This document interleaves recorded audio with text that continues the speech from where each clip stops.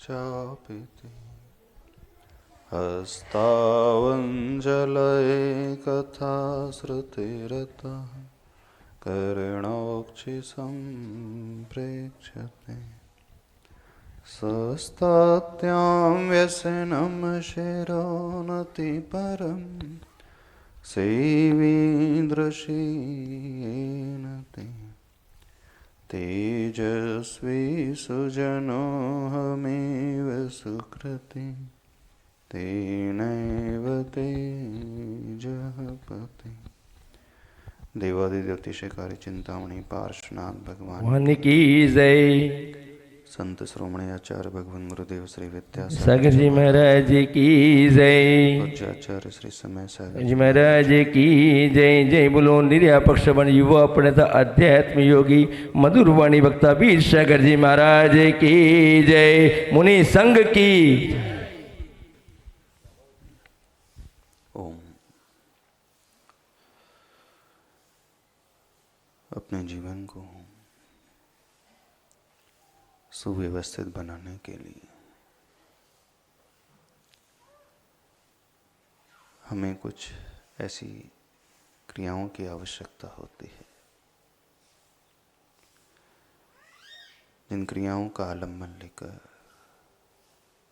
हमारे भीतर रहने वाली कमियां धीरे धीरे कम होने लगती हैं। कमियों से रहित दुनिया का कोई भी इंसान नहीं होता है। हर इंसान में कमियां तो होती हैं, कुछ में कमियां कम होती हैं, कुछ में कमियां अधिक होती हैं।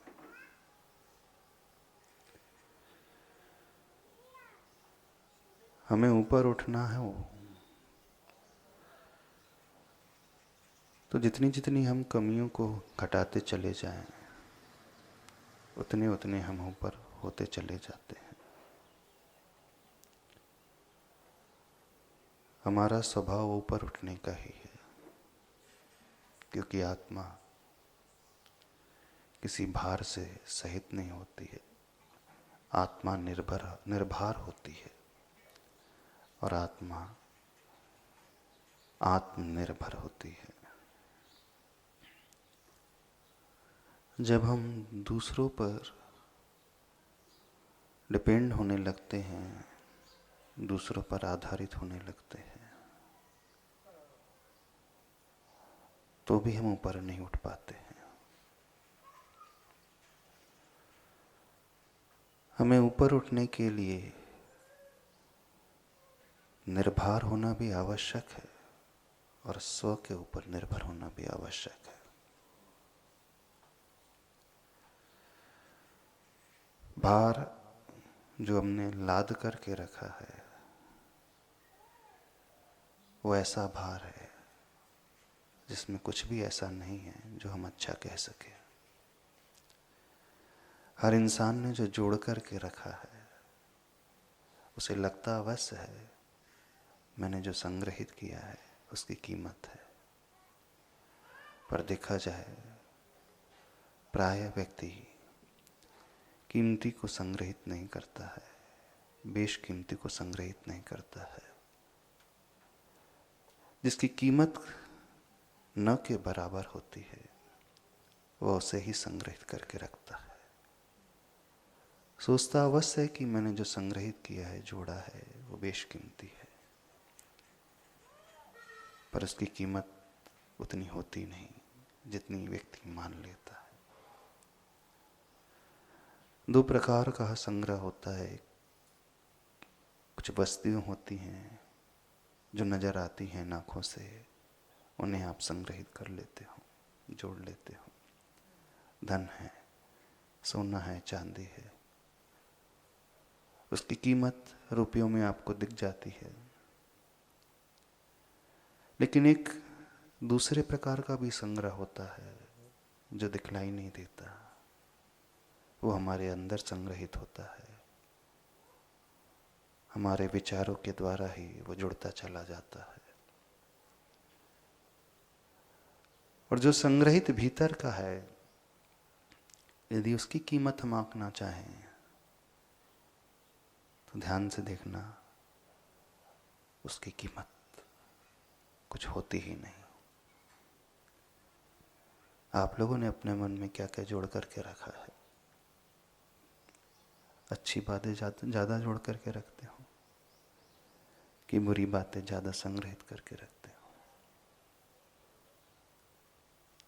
आपको बहुत सारी घटनाएं याद होंगी वर्षों पुरानी, लेकिन उनमें से अच्छी घटनाएं कम होती हैं और बुरी घटना ही अधिक होती हैं। आप अपना अपमान के उस घटनाक्रम को अभी भी अपने मन में संजो करके रखे हुए होंगे। बुराई की वे बात आज भी आपके मन में गहरी होंगी। पाप के वो दृश्य आज भी तरोताजा बने रहते होंगे। कषाय का वो भाव हर व्यक्ति बहुत गहरे तक सुरक्षित करके रखता है, वो अंदर से निकालता ही नहीं है। तो जो भी आपने जोड़ा है, क्या आपको लगता है कि वो जोड़ने योग्य था कि नहीं था? जोड़ा है कुछ मान करके ही जोड़ा होगा, ऐसे तो जुड़ता नहीं है। मन में जो रखा है कुछ सोच करके ही रखा होगा। यदि आप उसे कचरा समझ लेते हैं तो जोड़ते नहीं, फेंक देते हैं। क्योंकि कोई भी व्यक्ति जो होता है गंदगी को जोड़ता नहीं है। वो तो ये भावना भाता है गंदगी जितनी जल्दी दूर हो जाए उतना ही स्वच्छ वातावरण तैयार हो जाता है। आप गंदगी तुरंत अलग निकालने की कोशिश करते हो, लेकिन मन की गंदगी व्यक्ति निकालने की कोशिश कभी नहीं करता। वो उसे दिन प्रतिदिन बढ़ाते चले जाता है और जोड़ते चले जाता है, उसमें ऐड ऑन करते चले जाता है। घटाने का भाव वो कभी नहीं लाता। क्यों नहीं लाते हो? एक कारण तो यह हो जाता है, या तो हमने अपनी दृष्टि में उसकी कीमत बहुत ज्यादा आंक ली है, अथवा दूसरा कारण चाह करके भी वो उसे निकाल नहीं पाता, चाह करके भी उसे भुला नहीं पाता। जब हम उसकी कीमत हम बहुत आंक लेते हैं तो इसका अर्थ है कि हम उसे निकालना ही नहीं चाहते। लेकिन कई बार ऐसा होता है, हम समझते हैं, जानते हैं कि इसकी कोई वैल्यू नहीं, उसकी कोई कीमत नहीं है, निकाल देना चाहिए, फिर भी वो नहीं निकलता है। तो वो क्यों नहीं निकलता है? दूसरा कारण अब यह सोचने की बात है। प्राय यह होता है कि बहुत सारे लोग पहली कंडीशन वाले नहीं होते हैं, क्योंकि जो भी आपने मन में भर करके रखा है आप उसको वैल्यूएबल नहीं मानते हैं। अधिकतर लोग वे होते हैं, वे चाहते हैं कि हम इसे मन से दूर कर दें, निकाल करके फेंक दें, अलग कर दें, परंतु वह मन से निकलता ही नहीं। ऐसे वाले जीव अधिक होंगे, ऐसे ही है ना? आप चाहते हो कि मन से वो बुराई दूर हो जाए, आप चाहते हो मन से कषाय का भाव दूर हो जाए, आप चाहते हो कि मन से वो वैर का भाव हमसे निकल करके अलग हो जाए, आप चाहते हो कि उसे मैं क्षमा कर दूं, उसकी गलतियों को मैं इग्नोर करते चले जाऊं, चाहते हो कि मेरे मन में उसके वो दुर्भाव नजर ही ना आए, आप चाहते हो कि छल कपट मुझसे ना हो, कषाय का भाव मुझ में पैदा ही ना हो, आप चाहते हो कि क्रोध का भाव मुझ में ना पैदा हो, जितनी भी मन की कमजोरियां हैं वो मुझ में ना पैदा हो, और यदि हैं तो निकल जाए, फिर भी वो नहीं निकलती हैं। तो इसका क्या कारण है?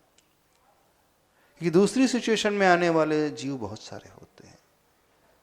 कम से कम जो मन वाले थोड़े समझदार होते हैं, थोड़े विवेकशील होते हैं, वो ये तो एक्सेप्ट कर ही लेते हैं, स्वीकार कर ही लेते हैं कि हमने जो जोड़ करके रखा है वास्तव में इतना कीमती है ही नहीं। इसी श्रेणी में आते हो ना आप लोग कि गांठ बांध करके मजबूती से रखने वाले में से हूं, और जो गांठ बांधी है उसे अच्छी मान करके जोड़ करके रखिए। कि कई लोग ऐसे होते हैं जिनमें कमियां होती हैं, वे स्वीकारते भी हमें कमी है, और भावना यही बात है कि हम कमियों से ऊपर उठना चाहते हैं। ऐसे बहुत सारे लोग होते हैं। ऐसे लोग कम होते हैं जो कमियों को अपने ऑर्नामेंट मान करके, आभूषण मान करके, उसे हमेशा अच्छा मान करके स्वीकार करके रखते हैं। अधिकतर तो वे होते हैं जो स्वीकारते हैं कि ये कमियां ठीक नहीं है, अच्छी नहीं है, इसे निकाल देना चाहिए, छोड़ देना चाहिए। तो जो जान गया है, पहचान गया है, मान गया है कि इन्हें छोड़ना है, फिर भी वह नहीं छूटती हैं, तो क्यों नहीं छूट पा रही हैं? अब उस प्रश्न को हमें समझने की कोशिश करना है। हमारी बात समझ में आ रही है आपको? नहीं आ रही? आप इसी श्रेणी में आते हो ना, बुराइयों से तो ऊपर उठना चाहते हो, अब वो क्यों नहीं हो पा रही है दूर? थोड़ा सा इस बारे में हम सोचने की कोशिश करें। तो आचार्य भगवंतों ने एक उपाय बताया है। जब हम प्रार्थना में करते हैं प्रभु के सामने बैठ के, एकांत में बैठ कर के, जो श्लोक आचार्य भगवान ने दिया है, विगत 3 दिन से इसकी चर्चा हम कर रहे हैं। शास्त्राभ्यासो जिनपतिनुति संगति सर्वदार्य है। उसमें चौथा पॉइंट आचार्य भगवान बताते हैं, सद्वृत्तानाम गुणगण कथा दोषवादे च मौनम। वो 5वां पॉइंट है।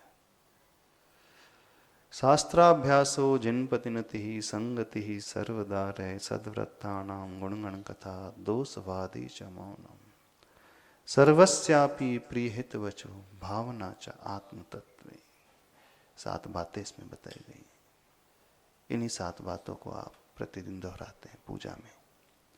शास्त्रों का हो पठन सुखदा, लाभ सत्संगति का, सद्वृत्तों का सुजस करके, दोष ढाकूं सभी का, बोलूं प्यारे वचन हित के, आपका रूप ध्याऊं, तौलौलीन रहूं प्रभु चरणों में, जब लो ना मोक्ष पद मैं पाऊं। तब तक मैं लीन रहूं जब तक मैं मोक्ष ना पा जाऊं। तो जो चौथा पॉइंट आता है उसमें है सद्वृत्तानाम गुणगण कथा। सद्वृत्तों का सुजस करके, सद्वृत्तानाम गुणगण कथा। क्या कह रहा है ये पॉइंट? आचार्य भगवान क्या कहना चाह रहे हैं हमसे? अपनी बुराइयों को जीतने के लिए, उनसे ऊपर उठने के लिए बहुत अच्छी बात आचार्य भगवान बता रहे हैं। सद्वृत्तानाम गुणगण कथा। व्रत का अर्थ होता है चारित्र, सत का अर्थ होता है समीचीन। अर्थात जो समीचीन चारित्र धारण करने वाले हैं, जिनका आचरण बहुत निर्मल है, जिनका चरित्र बहुत उज्जवल है, जो बहुत ऊपर उठे हुए हैं, जो व्यवहार कुशल बहुत अच्छे हैं, जिन्होंने पापों को त्याग दिया है, जो बुराइयों का आलंबन नहीं लेते हैं, जो अच्छी सोच वाले हैं, जो अच्छे व्यवहार वाले हैं और जो अच्छी क्रिया वाले हैं, जिन्होंने व्रत नियमों को अंगीकार कर लिया है, ऐसे जीव जो कहलाते हैं सच्चारित्र धारी अथवा सद्व्रत धारी। तो ऐसे जो सद्व्रत को जिन्होंने धारण किया है, इन्हें पापों को त्याग करके व्रतों को अंगीकार किया है, बुराइयों को त्याग करके अच्छाइयों को अपने जीवन में अपनाया है, अपनी कमियों को छोड़ करके कुछ अच्छे गुणों को अपने भीतर धारण किया है, वे जीव सद्वृत्ता कहलाते हैं। तो उनकी गुणगण कथा, सद्वृत्ता नाम गुण गण कथा।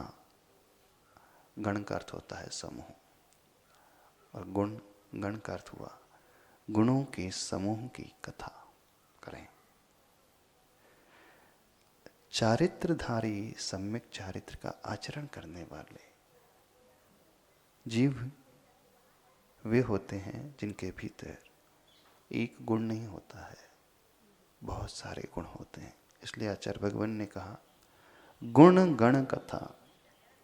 एक गुण की कथा नहीं करना है, जो बहुत सारे गुण उनके भीतर मौजूद हैं, उन गुणों की कथा हम करना शुरू करें।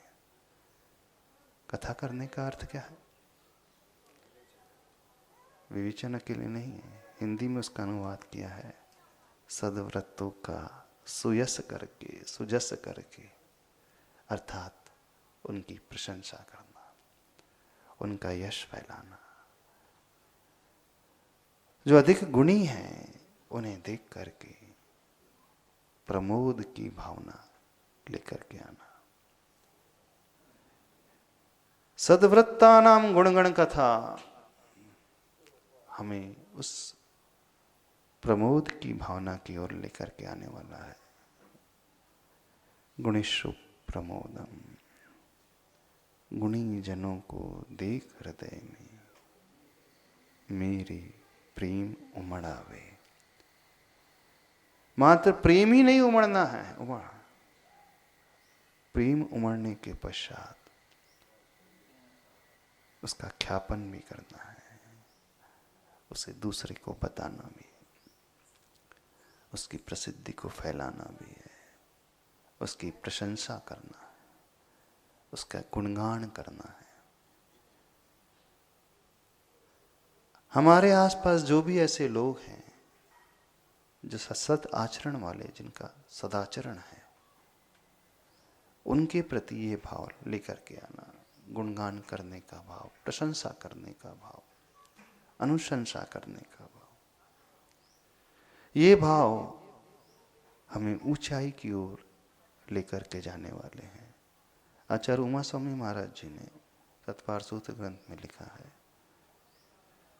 परात्म निंदा प्रशंसे सदसद गुणोच्छादनोत भावने चा नीचैर गोत्रस्य तद विपर्य उच्चैर गोत्रस्य। उससे ठीक विपरीत उच्च गोत्र की वह आश्रव का कारण हो जाता है। पर की प्रशंसा, पर की निंदा नहीं, पर की प्रशंसा उच्च गोत्र का कारण, पर की निंदा नीच गोत्र का कारण। जब हम पर की प्रशंसा करने लगते हैं, यहां पर प्रशंसा से अर्थ खुशामद की बात बिल्कुल नहीं है, चापलूसी की बात नहीं, बटरिंग की बात नहीं चल रही है। मक्खन पालिश जिसे आप बोलते हैं, मक्खन पालिश में स्वार्थ होता है, लोभ है, वहां पे कुछ पाने की आकांक्षा है, इस कारण हवा भरते रहते हैं। आप बोलते ना हवा भर रहा है,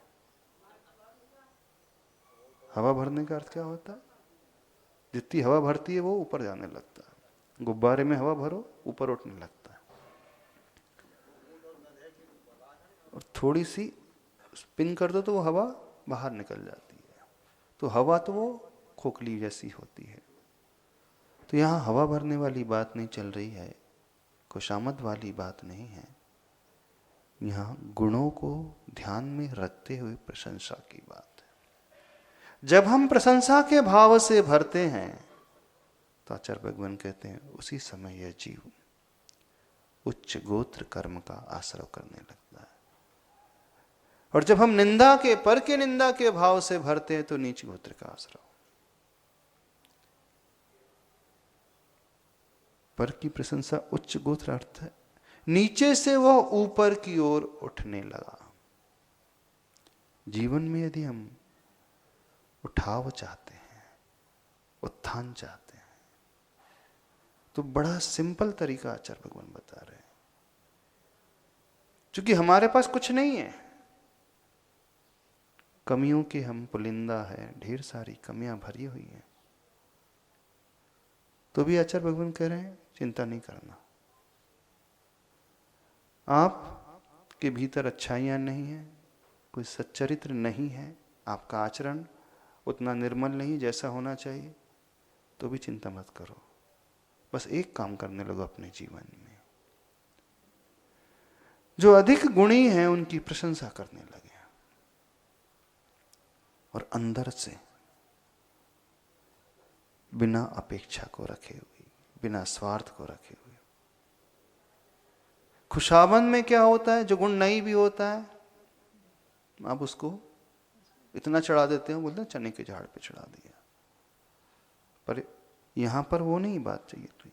यहां तो जो गुण उसके भीतर है, सद्व्रत सच्चरित्र है, उसके एक एक गुणों को देखते हुए हम प्रशंसा करते चले जाएं। भले ही हमारे भीतर कुछ भी नहीं है, जब व्यक्ति प्रशंसा के भाव से भरता है, उस समय वह ऊपर स्वयं उठने लगता है। आपने एक नाम सुना हुआ है कंसेप्ट का, लॉ ऑफ अट्रैक्शन, सुना है? आकर्षण का सिद्धांत। हम वह अट्रैक्ट करने लगते हैं जो हम अंदर से चाहने लगते हैं। हमारे अंदर से जो भाव होते हैं, जैसे विचार उत्पन्न होते हैं, जैसी सोच होती है, जो चाह अंदर से उत्पन्न होती है, जो शब्द हमारे मुख से निकलने लगते हैं, उसी प्रकार की वर्गणाओं को हम अट्रैक्ट करने लगते हैं।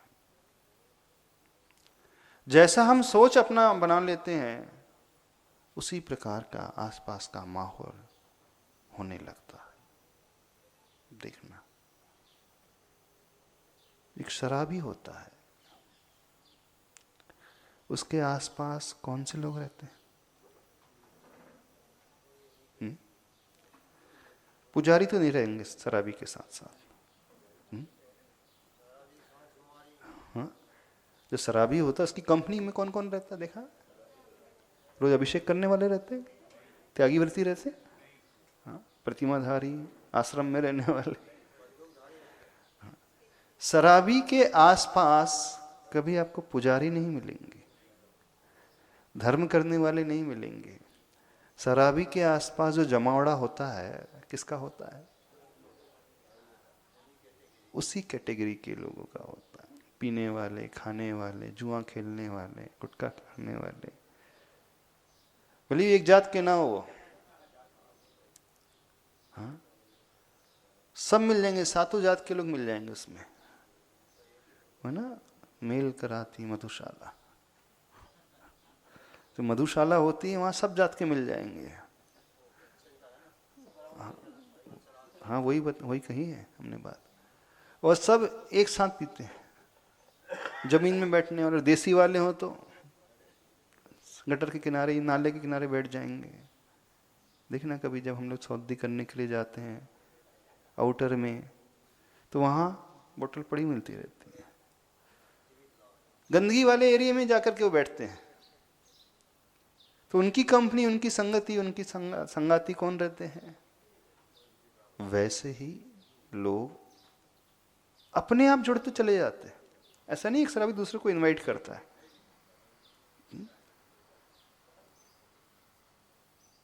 मधुमक्खी को देखा होगा आपने, एक रानी मक्खी होती है, इसकी छत्ता देखा है विज्ञान के अनुसार? उस छत्ते में एक रानी मक्खी होती है, एक मेन मक्खी होती है, और जहां रानी मक्खी चली जाती है, सारी मक्खियां उसी को फॉलो करने लगती, उसी के इर्द गिर्द घूमने लगती हैं। एक अच्छा व्यक्ति होता है, उसके आसपास सभी अच्छे लोग आने लगते हैं। आचार्य भगवान जहां जाते थे, उनके आसपास सभी अच्छे लोग। एक नेता होता है, उसके आसपास वे लोग एकत्रित होते हैं जो पॉलिटिक्स में अपना स्थान बनाना चाहते हो, है ना, जो चुनाव लड़ना चाहते हैं अथवा उस फील्ड में आगे बढ़ना चाहते हैं। एक बड़ा स्पेशलिस्ट डॉक्टर होता है, उसके आसपास नए एस्पिरेंट्स जो होते हैं, डॉक्टर बनने की चाहत रखते हैं, वे चक्कर लगाते हैं। तो सीधा सा प्रिंसिपल होता है, हम जो होते हैं उसी प्रकार के लोगों को अट्रैक्ट करने लगते हैं, अथवा जो हमारी लाइकिंग होती है उस जगह हम जाने लगते हैं। प्रिंसिपल यही है, सिद्धांत बिल्कुल ऐसा ही है। जो हमारी चाहत होती है उसी प्रकार से वर्गणाएं हम एकत्रित करने लगते हैं। जो धार्मिक विचारधारा वाला व्यक्ति होता है वो तीर्थ यात्रा करना जाने के लिए ऐसे लोगों को ही एकत्रित करता है, सब मिलकर के सामूहिक तीर्थ यात्रा करने जाए। ऐसे होता है ना। अब जैसे तीर्थ वंदना करने जाना है, गुरु दर्शन करने जाना है, तो अपनी कंपनी में कुछ लोगों को जोड़ लेगा, हाँ हम गुरु महाराज के दर्शन करने जा रहे हैं, नया वर्ष आ रहा है। तो ये सीधा सा सिद्धांत होता है, हमारी जो सोच होती है उसी के अनुरूप हम अट्रैक्ट करने लगते हैं। अब यहां जो बात बताई जा रही है, कोई व्यक्ति गुणी व्यक्ति की प्रशंसा कर रहा है। प्रशंसा होती ही तब है जब हम उसे अंदर से पसंद करते हैं। साइकोलॉजी समझना। जिसके प्रति आपका द्वेष का भाव होता है, आप कभी उसकी प्रशंसा नहीं करते हो। जिसके प्रति आपकी शत्रुता की भावना होती है, जिससे आपकी दुश्मनी होती है, कोई इसकी प्रशंसा नहीं करता। आप प्रशंसा उसी की करते हो जिसे आप अंदर से पसंद करते हो। ऐसे ही है ना। हर किसी की प्रशंसा नहीं करते। हो सकता उसमें गुण भी हो, लेकिन वो व्यक्ति पसंद नहीं तो आप उसकी प्रशंसा नहीं करते हो, बल्कि उसकी और कमियां और खोजने लगते हो।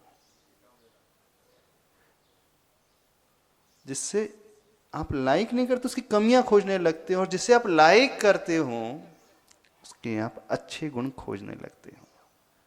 बल्कि होता तो ऐसा है, जब व्यक्ति किसी से प्रभावित हो जाता है तो उसके अवगुण भी उसे अच्छे लगने लगते हैं। माँ बच्चे को बहुत लाड़ करती है तो बच्चों की कमियों की उस ओर ध्यान ही नहीं जाता उसका। पिताजी बोले उसमें कमी है तो माँ बोलती है अभी छोटा है, कुछ नहीं हो, चलता भी तो। ऐसी है ना। क्योंकि माँ के मन में उस बेटे के प्रति इतना वात्सल रहता है, वो उसकी कमी देख ही नहीं पाती, और कोई उसकी शिकायत भी करे तो सुनना पसंद नहीं करती है। ऐसे होता है ना, मनोविज्ञान में बिल्कुल ऐसे होता है। तो अब देखना, जब यहां पर बात कही जा रही है कि हमें सद्वृत्तधारियों की प्रशंसा, गुणगण कथा करना है। गुणगण कथा करने का अर्थ है अंदर से जब हमारे मन में उसके गुण के प्रति लाइकिंग का भाव पैदा होगा तभी हम प्रशंसा कर पाएंगे। और प्रशंसा करना शुरू कर दे तो लाइकिंग भी पैदा होना शुरू हो जाती है। अर्थात जो अच्छी चीज है, जब हम अच्छी चीजों को देखने लगते हैं, गुणगान गाने लगते हैं, तो उसकी लाइकिंग बढ़ जाती है। इसी मनोविज्ञान के ऊपर सारा एडवर्टाइजमेंट का बिजनेस चलता है, विज्ञापन। टीवी में आपने कोई विज्ञापन देखा, एडवर्टाइजमेंट देखी, बार बार देखते हैं तो आपको नीड नहीं भी होती है, फिर भी इच्छा हो जाती है खरीदने की। आपको आवश्यकता नहीं है, आपके माइंड में वो एडवर्टाइजमेंट बार बार घूमते चली जाती है, तो आपका सबकॉन्शियस माइंड फिर उसे डिमांड करने लगता है, नहीं चाहिए, खरीद कर देखते हैं। कहने का इंटेंशन ये है कि जब हम इस प्रकार की कथा करने लगते हैं, सच्चरित्रधारियों के गुणों का गुणगान करने लगते हैं, गुणगान करने का लाभ ये होता है कि धीरे धीरे हम उन गुणों को अपने आप चाहने लगते। जैसे विज्ञापन देख करके अंदर इच्छा हो जाती है, चॉकलेट का विज्ञापन बार बार देखता है बच्चा तो फिर डिमांड करने लगता है कि चॉकलेट चाहिए। बिल्कुल। और फिर माता पिता को पूरी करना पड़ता है उसकी डिमांड्स को। उन्हें तो ऐसा मचलता है वो। सबसे अच्छा सेल्समैन, सबसे बड़ा सेल्समैन यदि कोई होता है तो घर में बच्चा होता है। कोई कॉलेज नहीं गया वो, लेकिन अपनी इच्छाओं कैसे पूरी कराना उसे सब पता है। कोई इसने मैनेजमेंट की पढ़ाई नहीं की, कुछ नहीं की है, लेकिन गजब की कला है उसके पास। जो चाहता सब करवा लेता है। करवा लेता है ना। एक शस्त्र उसके पास रोने वाला, वो ऐसा मचलता है, ऐसा रोता है कि माता पिता को मजबूर होकर के देना ही पड़ता है। ऐसे होता है। तो देखना, अब वो ये भाव उस बच्चे के मन में पैदा कैसे हुआ? उसने उस एडवर्टाइजमेंट को मोबाइल में देखा, टीवी में देखा। वस्तु के बारे में कुछ नहीं पता उसे, पर बार बार जैसे वो नजर आने लगता है तब उसका अंदर से भाव होने लगता है। ठीक इसी साइकोलॉजी का यहां पर इस्तेमाल किया जा रहा है। आचार्य भगवान कह रहे हैं कि जब हम अपनी कमियों को दूर करना चाहते हैं और हमारे भीतर क्षमता नहीं है, शक्ति नहीं है, तो कुछ मत करो। आप ज़्यादा नहीं कर सकते, कुछ त्याग नहीं करो, कोई तपस्या मत करो, कुछ दान ना दो, कुछ भी नहीं करो। आप गरीब हो, नहीं दो दान, चल जाएगा। आपके शरीर में शक्ति नहीं उपवास करने की, मत करो उपवास, चल जाएगा। आपकी बुद्धि नहीं है, ज्ञान नहीं है, इतना स्वाध्याय आपको रुचता नहीं है, ना करें आप स्वाध्याय। आपका मन नहीं लगता जाप देने में, ठीक है ना दे, कोई बात नहीं, चल जाएगा। बस एक काम कर लें, जो जैन शास्त्र में एक बात बताई है, अनुमोदना।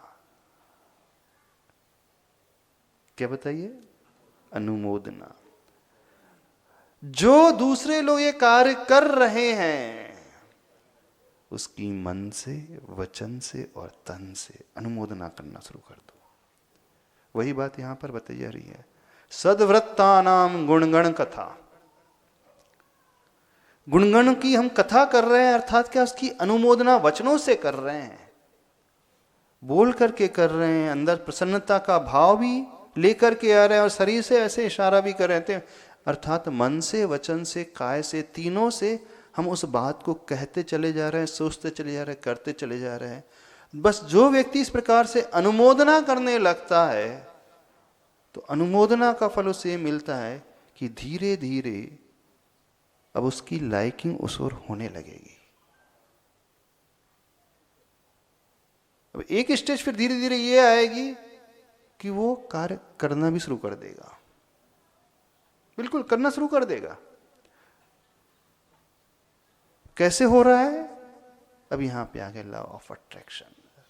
तो जब हम गुणेषु प्रमोदम की भावना अपने भीतर लेकर के आते हैं, गुणों की प्रशंसा शुरू कर देते हैं, तो धीरे धीरे उसी प्रकार से उन्हीं प्रकार की वर्गणाओं को, उन निमित्तों को, उन लोगों को अट्रैक्ट करने लगते हैं। और जब अट्रैक्शन बढ़ता चला जाएगा तो फिर आप वह कार्य स्वयं करना प्रारंभ कर दोगे। बिल्कुल व्यक्ति कर देगा प्रारंभ, और जब उसने अच्छा कार्य करना प्रारंभ किया तो विकास बस उसका स्वतः ही होता चला जाएगा। इसलिए कहा जाता है, और कुछ नहीं आता है, कोई टेंशन नहीं ले, गुणियों को देख करके प्रमोद की भावना और उनकी प्रशंसा की भावना और प्रशंसा करे। लेकिन व्यक्ति करता पूरा अपोजिट है ना? पूरा उल्टा करते हो कि नहीं? और जब वो उल्टा करता है तो उसका फल भी विपरीत उसे प्राप्त हो जाता है। तो बड़ा सिंपल सा उपाय आचार्य भगवान, सरल सा उपाय हमें सुझा रहे हैं। हमारे भीतर मानसिक शक्ति नहीं है, वाचनिक शक्ति नहीं है, शारीरिक शक्ति नहीं है, आपके पास आर्थिक शक्ति नहीं है, कुछ भी नहीं है, आप बहुत निचले स्तर पर हैं, तो भी चिंता ना करें, बस प्रशंसा करते चले जाएं।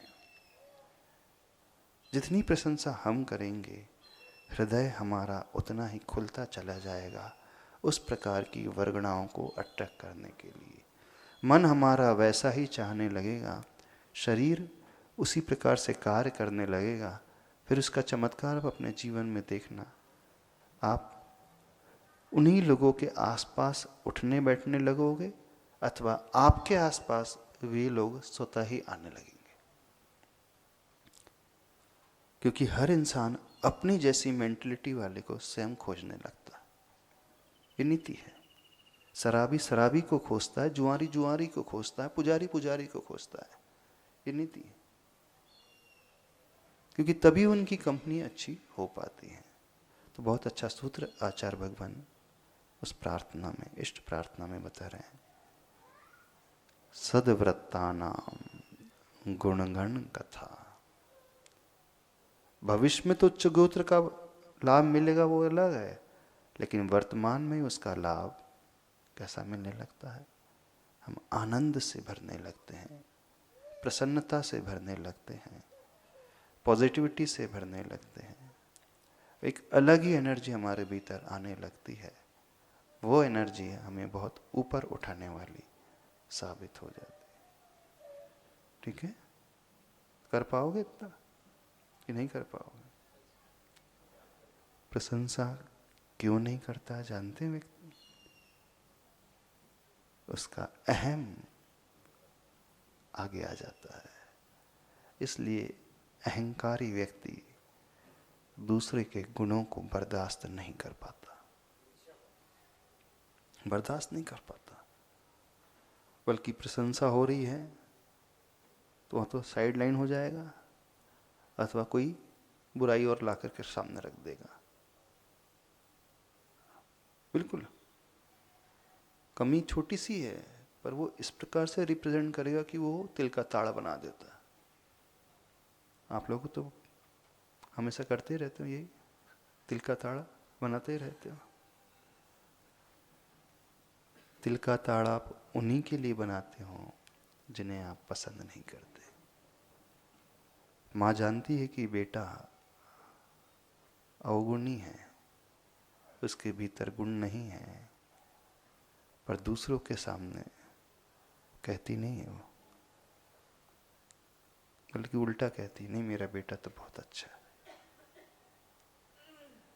और जिसे वो लाइक नहीं करती है, उसे उसके गुण ना दिखाई देकर अवगुण दिखाई देते, छोटा सा भी, और उसका बखानो इतना कर देती है जैसे बहुत बड़ा वो कल्प्रिट हो जाता है।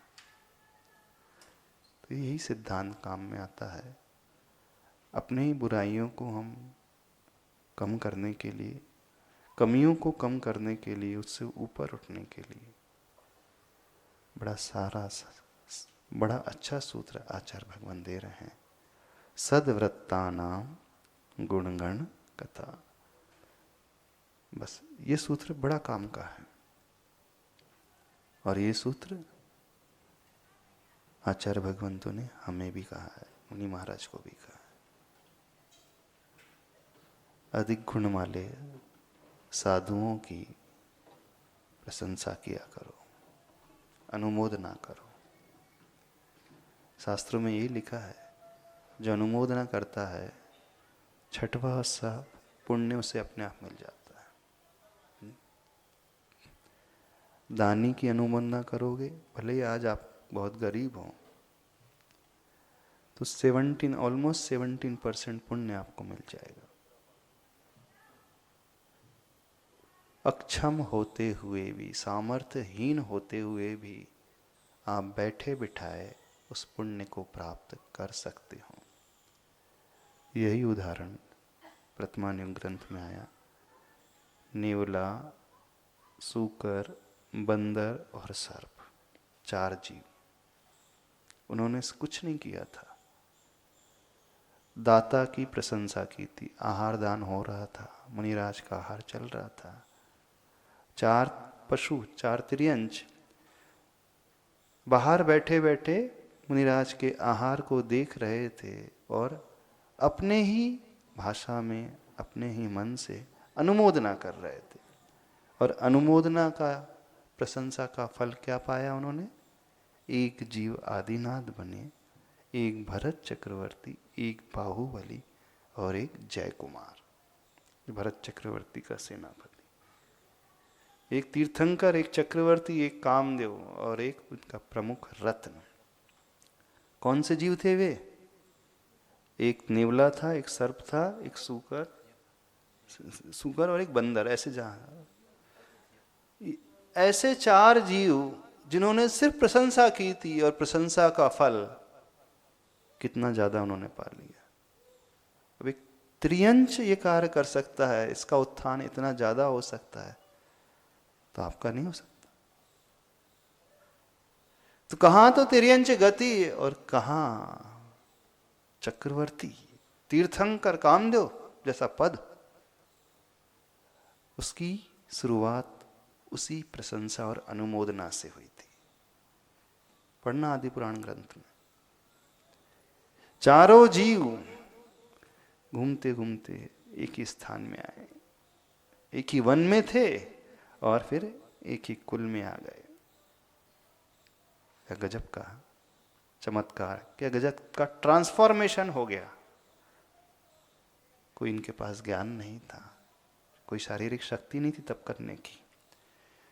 दान वो कर नहीं सकते थे, सामर्थ्य नहीं थी, वैभव नहीं था, धन नहीं था, कुछ भी नहीं था उनके पास। लेकिन एक चीज उनके पास थी, अनुमोदना की और प्रशंसा की। उसी प्रशंसा और अनुमोदना के बल पर मुनिराज की प्रशंसा की थी और दाता की प्रशंसा की थी, तो उनका उत्थान इतना हो गया, फिर आपका उत्थान नहीं हो सकता। तो आचार्य भगवान बड़ा अच्छा सूत्र दे रहे हैं, अपनी बुराइयों को जीतने का, अपने आप को ऊपर उठाने का, गुणों को अपने भीतर लाने का। सद्वृत्तानाम गुणगण कथा। ठीक है, बोले देवादिदेव श्री आदिनाथ भगवान की।